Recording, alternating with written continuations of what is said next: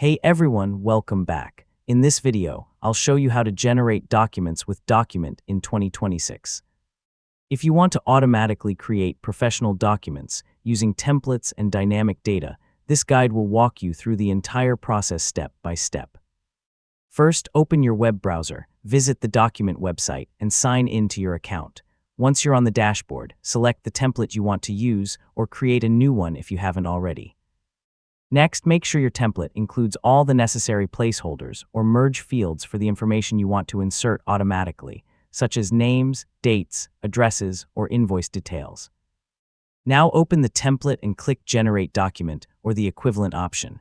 You'll be prompted to enter the required data manually or import it from a connected source, depending on your workflow.